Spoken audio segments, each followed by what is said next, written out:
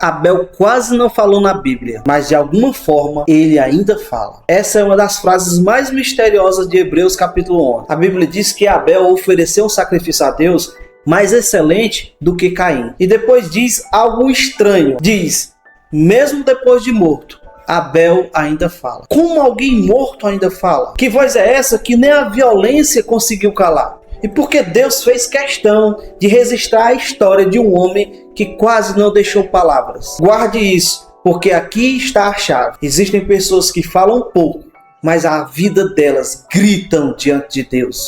Abel não aparece fazendo discurso.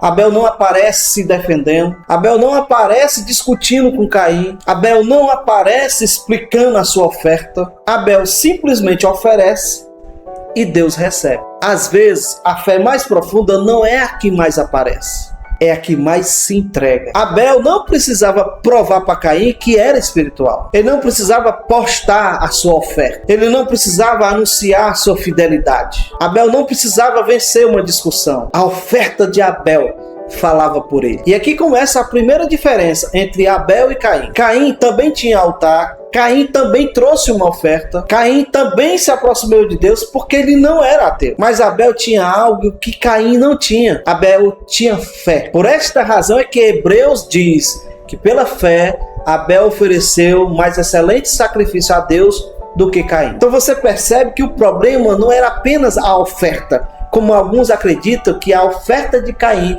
não foi aceita porque não foi um animal sacrificado. Não, o problema era a origem da oferta. Porque Deus não olha apenas para o que está em cima do altar. Deus olha para o coração daquele que colocou a oferta ali. E essa frase é muito forte, guarde com você. Nem toda oferta que chega no altar saiu de um coração rendido. Caim entregou algo, Abel entregou pela fé. Caim trouxe uma oferta, Abel trouxe uma entrega. Caim se aproximou com as mãos, Abel se aproximou com o coração. E Deus viu. Deus sempre vê. Deus vê o que ninguém aplaude. Deus vê o que ninguém reconhece. Deus vê o coração que ninguém ouviu. Deus vê a obediência que ninguém celebrou. Deus vê a renúncia que ninguém percebeu. Deus vê quando você escolhe certo, mesmo sem plateia. Abel quase não falou, mas sua fé falou. Talvez essa palavra hoje seja para você que se sente invisível. Deixa eu te falar, você não precisa ser barulhento ou barulhenta para ser visto por Deus. Você não precisa competir para ser aceito por Deus. Você não precisa gritar para que a sua fé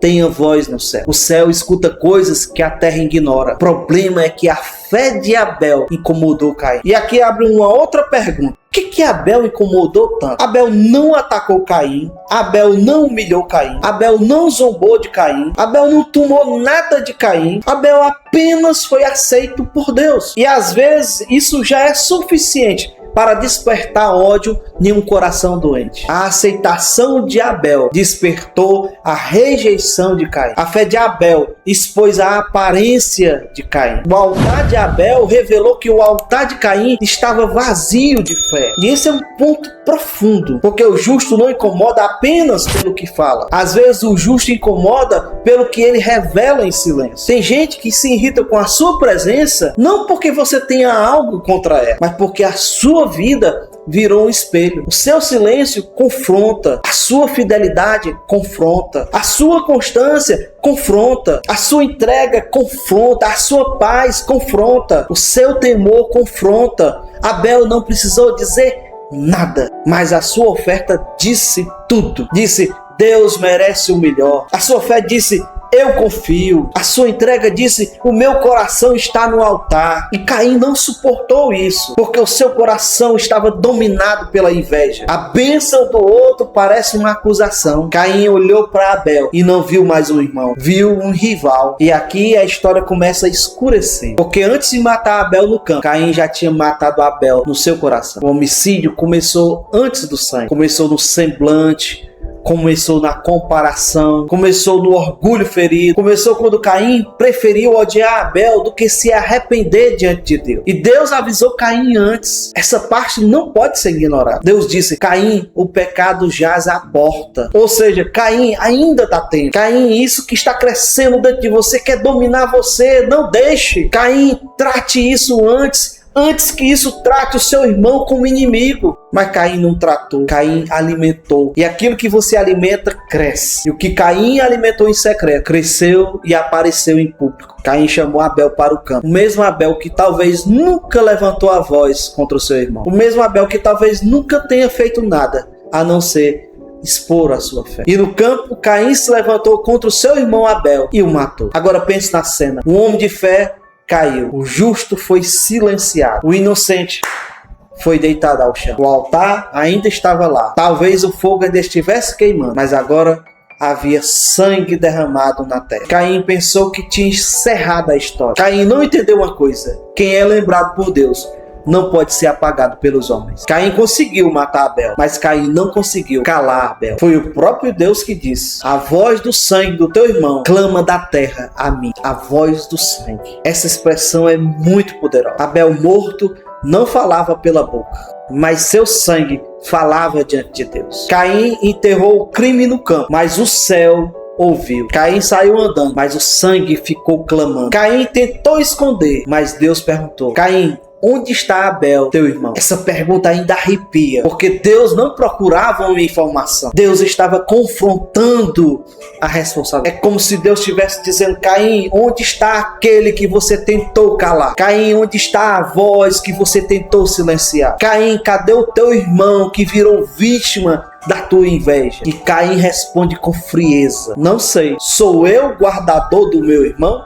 Olha o abismo de um coração endurecido. Caim matou, mas não confessou. Caim derramou sangue, mas não se quebrou. Caim ouviu Deus, mas respondeu com ironia. Isso mostra uma coisa terrível. Quando a inveja domina, ela não apenas destrói o outro, ela desumaniza quem sente. Caim já não via Abel como irmão, via como um problema. E quando alguém deixa de ver o outro como irmão, começa a justificar qualquer violência. Violência com palavras, violência com desprezo, violência com boatos, violência com silêncio, violência com sabotagem, violência com indiferença. Entenda, nem todo Caim segura uma pedra. Alguns usam a língua, alguns usam de narrativa, alguns usam um sorriso falso, alguns têm uma inveja escondida atrás de uma falsa espiritualidade. Mas Deus ouve o sangue, Deus ouve lágrimas que ninguém viu, Deus ouve injustiças que ninguém assumiu, Deus ouve histórias que foram distorcidas, Deus ouve quando alguém tenta calar um Abel. E talvez você precise ouvir isso. Se tentar apagar sua voz, Deus não esqueceu o seu sangue. Se tentaram distorcer a sua história, Deus sabe o que aconteceu no campo. Se você foi ferido sem ter provocado a guerra, Deus viu. Se você ofereceu pela fé e mesmo assim foi atacado, Deus viu. Abel ainda fala. Mas agora vem uma virada muito importante. Abel fala, mas a sua voz não é a última. Hebreus 12 diz que o sangue de Jesus fala melhor que o sangue de Abel. Preste atenção, o sangue de Abel clama da terra, mas o sangue de Jesus fala desde a cruz. O sangue de Abel denuncia a culpa, o sangue de Cristo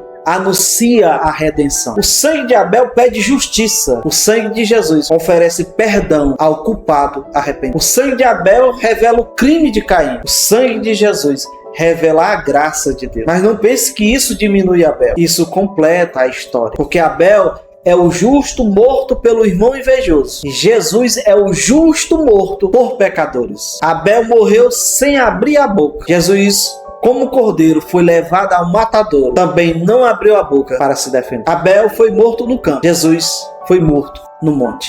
Abel teve seu sangue derramado por causa da inveja. Jesus teve seu sangue derramado por causa do nosso pecado. Abel aponta, Cristo cumpre. Abel fala, Cristo fala melhor. Isso é o evangelho, é a boa notícia. A história de Abel não é apenas uma história de uma vítima inocente. É sobre uma fé que Deus recebeu, uma injustiça que Deus ouviu e um sangue que apontava para outro sangue. Porque só o sangue de Jesus pode fazer duas coisas ao mesmo tempo: fazer justiça ao inocente e oferecer misericórdia ao culpado que se arrepende. Isso é muito profundo, porque talvez você se identifique com Abel. Você foi ferido, você foi calado, você foi injustiçado, você foi atacado sem causa, mas Deus viu. Por outro lado, talvez você se identifique mais com Caim, do que gostaria. Talvez você tenha inveja, talvez você não aceite ver alguém sendo aceito, talvez você esteja alimentando raiva, talvez você já tenha matado alguém por dentro, talvez você esteja perto do altar, mas longe de Deus. Então ouça, o mesmo Deus que ouviu o sangue de Abel ainda confronta Caim antes que o mal aconteça. Ele pergunta: por que descaiu o teu semblante? O que está acontecendo dentro de você? Por que a bênção do outro te incomoda? Qual a razão que a fé do outro te ameaça? Por que você prefere destruir o irmão em vez de tratar o coração? Acredite, o pior não é ser confrontado por Deus. O pior é Deus deixar você continuar como Caim, sem sentir nada. Então, antes que o pecado saia pela tua boca, antes que a inveja ataque, antes que a comparação vire ódio, antes que você chame Abel para o campo, pare,